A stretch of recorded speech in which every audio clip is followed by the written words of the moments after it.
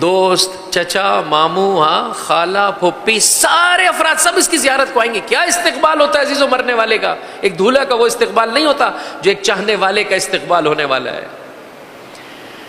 پھر اس کے بعد ملک الموت یہ کہتا ہے یا رسول اللہ، میں جب بھی روح قبض کرتا ہوں تو اپنی مرضی سے تو نہیں کرتا ہوں، اللہ کی مشیت ہوتی ہے۔ کیوں روتے ہیں یہ؟ کیوں جزا و فضا کرتے ہیں؟ دیکھیں، ایک مرتبہ آنکھیں آنسو بہائے، ایک مرتبہ انسان شکوہ اور شکایت کرے کہ اگر شکوہ کریں گے اپنا اجر کھو دیں گے، اور یا رسول اللہ میں تو ان گھروں میں صبح و شام چکر لگاتا ہوں، یہ کیا خود کو جانتے ہوں گے، ان سے کہیں زیادہ بہتر طریقے سے میں انہیں جانتا ہوں۔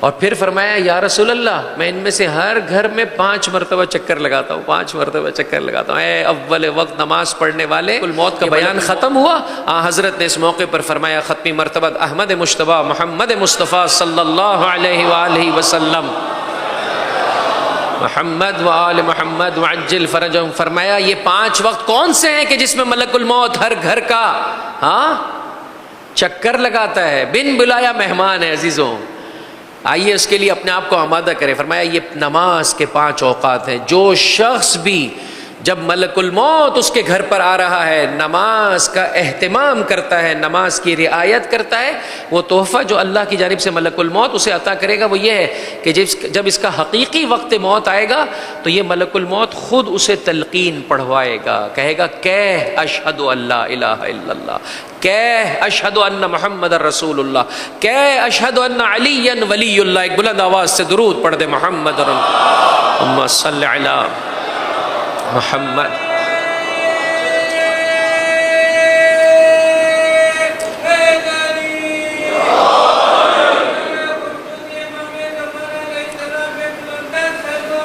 اللہم صلی علی محمد۔ اور شیطان لعین کے وسوسوں سے خود ملک الموت اس چاہنے والے کو محفوظ فرمائے گا۔ کیا چاہیے عزیزوں؟ بس ایک اول وقت میں نماز۔ ایک دوسری درخواست ہے، عاجزانہ درخواست ہے عزیزوں، اور بہرحال اس کے لیے مجھے اور آپ کو محنت کرنی پڑے گی۔ کیا کریں کہ نماز کا مزہ دوبالا ہو جائے؟ اب اتنے کم وقت میں عزیزوں واقعی یہ موضوع حق رکھتا ہے کہ اس کو سیر حاصل اس پر گفتگو کی جائے۔ اس وقت دیکھیں جو افراد اول وقت میں بھی نماز پڑھتے ہیں نا، بہرحال یہ مزہ کہ میں اپنے محبوب سے ہم کلام ہو رہا ہوتا ہوں، یہ مزہ میں اور آپ نہیں اٹھا پا رہے ہوتے۔ وجہ کیا ہے؟ ہم عربی زبان سے شغف نہیں رکھتے عزیزوں۔ میں نے 12 باتیں کی ہیں، ایک فقط جسے کہہ سکتے ہیں چھوٹی سی ٹیکنیک آپ کی خدمت میں پیش کرنا چاہتا ہوں۔ مل کر ایک بلند آواز سے درود پڑھ دیں محمد اور ان کے آل۔ اللہم صلی علی۔ جو احباب شروع سے میرے ساتھ ہیں عزیزوں، پہلے دن سے میرے ساتھ ہیں، میں نے ربیون کی دعا آپ کے پاس پیش کی۔ ربیون کی دعا کیا ہے؟ ربنا اغفر لنا ذنوبنا واسرافنا فی امرنا وثبت اقدامنا وانصرنا علی القوم الکافرین۔ میں نے لشکر طالوت کی دعا آپ کی خدمت میں پیش کی۔ ربنا افرغ علینا صبرا وثبت اقدامنا وانصرنا علی القوم الکافرین۔ میں نے جادوگروں کی ایمان لانے کے بعد جب انہیں مارا جا رہا تھا دعا آپ کی خدمت میں پیش کی، ربنا افرغ علینا صبرا وتوفنا مسلمین۔ بہت سارے صاحبان ایمان مومنین کی وہ جو دعائیں سورہ مبارکہ بقرہ کے آخر میں ربنا لا تؤاخذنا ان نسینا۔ کریں عزیزوں، نماز کے اذکار کی 2 قسمیں۔ نماز کے کچھ اذکار ایسے ہیں جو ایک ہیں، سیم ہیں۔ الحمد کا سورہ آپ نے ہمیشہ پڑھنا ہے، قل هو اللہ کا سورہ آپ نے مثلا معمولاً لوگ جو ہے وہ جو بعد کا سورہ پڑھتے ہیں جو ہمارے یہاں پڑھے جاتے ہیں، ذکر رکوع ہمیشہ ایک جیسا ہے، ذکر سجدہ ہمیشہ ایک جیسا ہے، تشہد اور سلام ایک جیسا ہے۔ اس کے لیے کیا کریں؟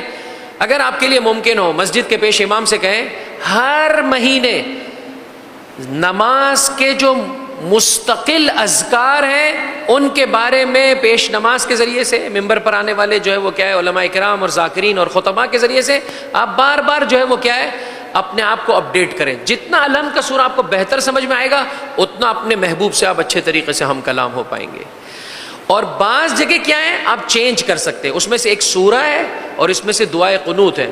میں اس کو اپنی زندگی میں اپلائی کرتا ہوں عزیزوں، انسان غافل ہو جاتا ہے، بھول جاتا ہے، لیکن جیسے ہی ایسا دعائے قنوت کہ جس کا پورا پس منظر انسان کو معلوم ہو، جب وہ انسان پڑھتا ہے توجہ رب کی جانب جو ہے وہ کیا ہے انسان کی بڑھ جاتی ہے۔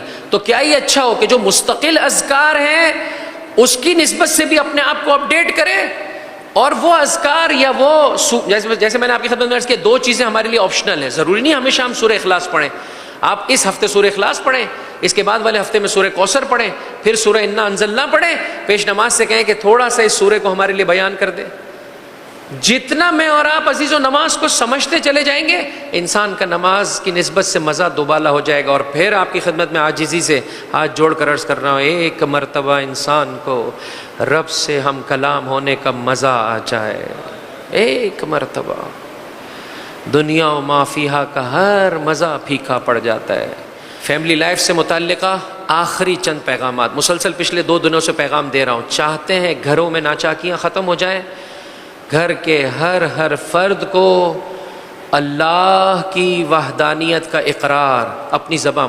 بہت سارے علماء سے جب سوال کیا گیا کیا کریں گھر میں برکت آئے، فرمایا اگر گھر میں ناچاکی ہے، اگر گھر میں پریشانی ہے، اگر گھر میں اختلافات ہیں، اگر رزق میں کمی ہے، نہیں معلوم، بہرحال ہزاروں قسم کی پریشانی ہے، چاہتا ہے خداوند متعال تیرے گھر کو بابرکت قرار دے دے، گھر میں اذان بلند آواز سے دے. کیا یہ اچھا ہو کہ جب مسجد میں اذان ہو آپ اپنے گھر میں بلند آواز سے اذان دیتے ہوئے جلدی سے جو ہے وہ کیا ہے مسجد میں پہنچ جائے.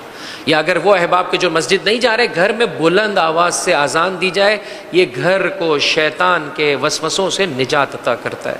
چاہتے ہیں نماز میں توجہ بڑھ جائے، اپنی آنکھوں کی حفاظت کریں عزیز، اپنی آنکھوں کی حفاظت کریں. نامحرم سے اپنا رابطہ قلیل سے قلیل، فقط ضرورت کی بنیاد پر.